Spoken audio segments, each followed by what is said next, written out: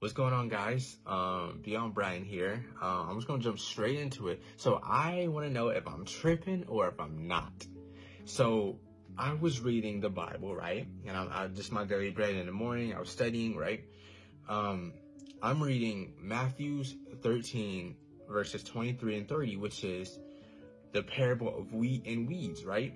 So I kept reading, right? Then I found the explanation of that, which Jesus explained, right? So I'm like, okay, I'm going to write down the parable of the weeds, like the original story, the parables, and I'm going to write down the meaning right after it from the explanation that Jesus gives you.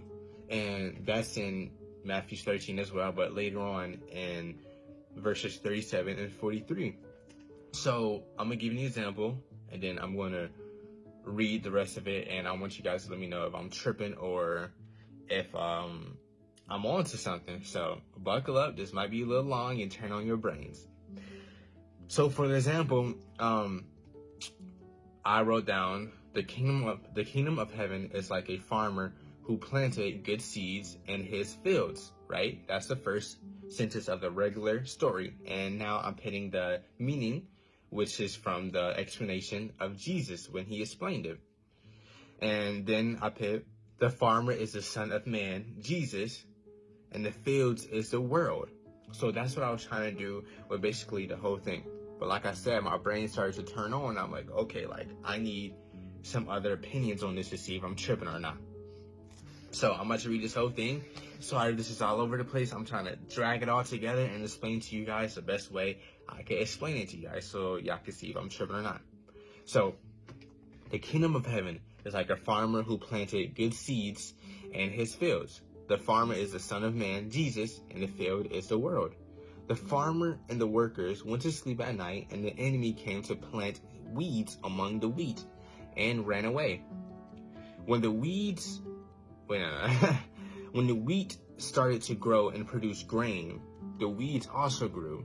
The workers told the farmer, and the farmer said, "This is the enemy's work."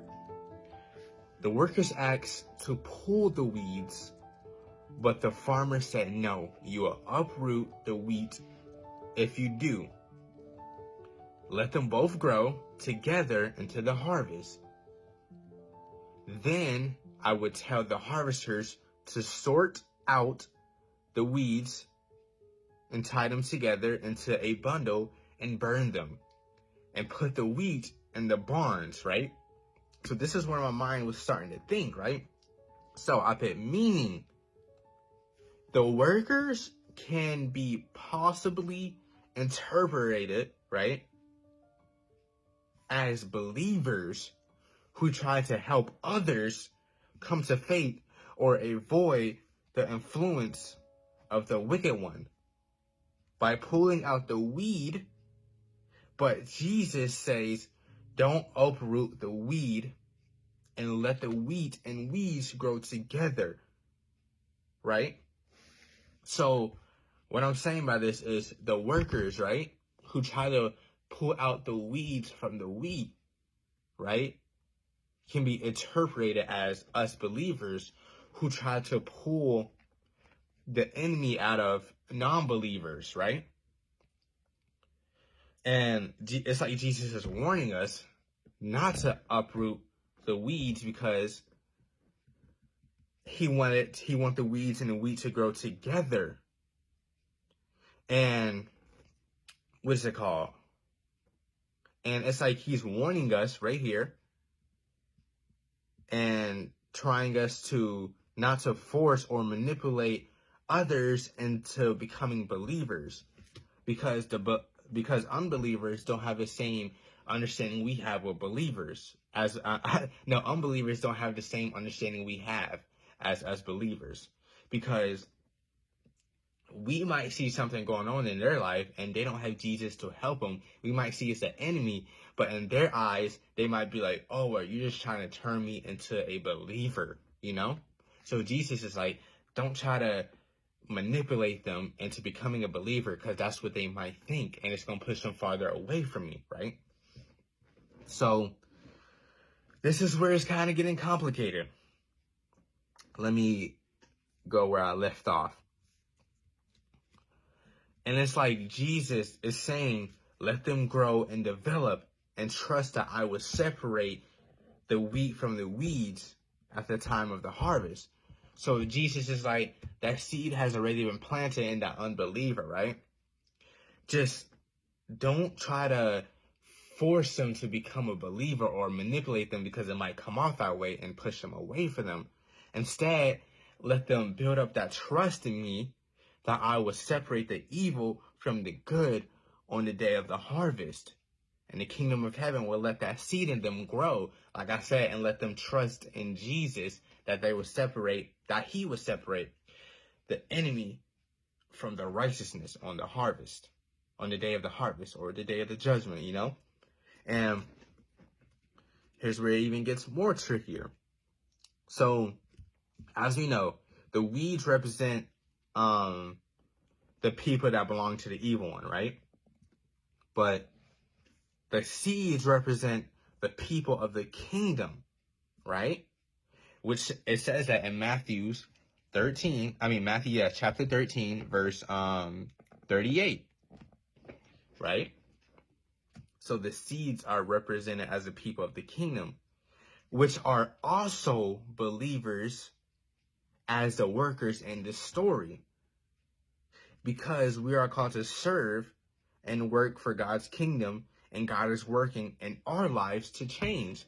So what I'm saying is, I was digging deep. I'm like, okay, so who are the workers? And I came to a conclusion from Haven, and they could be possibly interpreted as believers as us, right? And I'm like, okay, so what does Jesus mean when the seeds are represented as the people of the kingdom? So I tried to search into that, and I came to the conclusion that the workers and the good seeds of the people of the kingdom are also believers, just as the workers in this story. Because, what is it called? This is going to be a little bit hard to explain. Hopefully you can understand, but like I said, we are called to serve and work for Jesus, right? So just as the workers are working for the farmer, which is Jesus, and learning his teachings, right?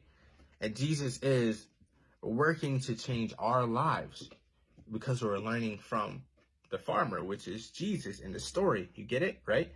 And the people are of the kingdom, the seeds are also us believers, because like I just said, are also believers, because they are, Jesus is working, God is working in our lives to change for him and to work for the kingdom. And then the Haven app, which helps me with my Bible studies and answering questions, right? They said you're definitely onto something, because in 1 Corinthians 3:9, it says, for we are God's fellow workers. You are God's field and God's building, right? Meaning, we are actively working with God to bring his kingdom and to become people he wants us to be.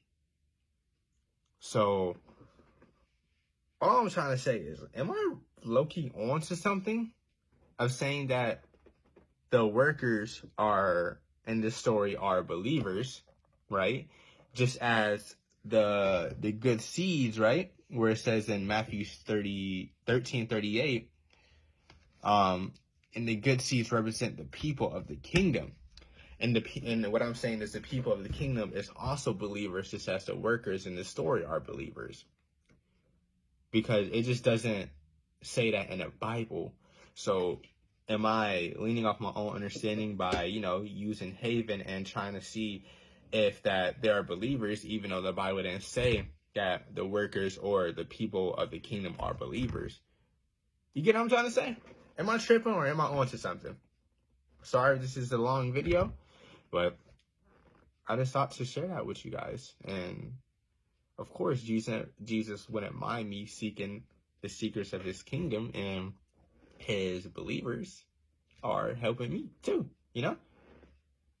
So yeah.